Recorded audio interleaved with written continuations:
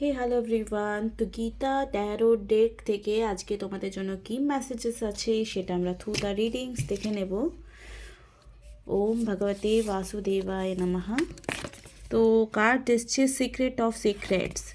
লাইফে কিছু জিনিস রাজবিদ্যা রাজগুহা গুজ্জা পবিত্রমিদ মুত্তমমা প্রত্যক্ষাবো গমং ধর্মং শুশুখং कर्तुम bayam.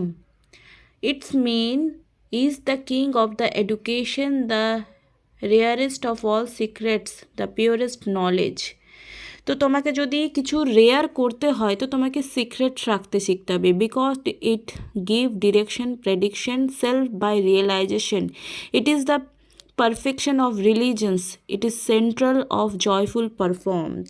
ওকে, তো পারফেকশনের জন্য সিক্রেট রাখা ভীষণ ইম্পর্টেন্ট, তবেই তুমি লাইফে সব কিছু অ্যাচিভমেন্ট করতে পারবে।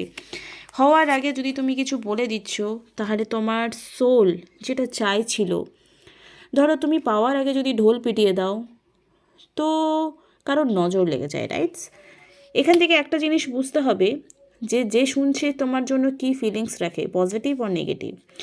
পজিটিভ ফিলিংস রাখুক, নেগেটিভ ফিলিংস রাখুক, এটার মানে সামনের জন থেকে যদি কোনো নেগেটিভিটি আসে তো তোমার উপর হবে, আর যদি সে পজিটিভ হয় তাহলে পজিটিভ জিনিস আসবে।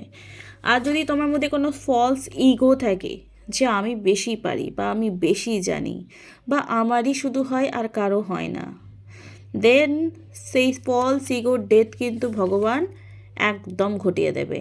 প্রকৃত ক্রিয়া মানা নি গুণৈ কর্মাণি সর্বস্ব অহংকার বিমূঢ়াত্মা কর্তাহ মিতি মন্যতে।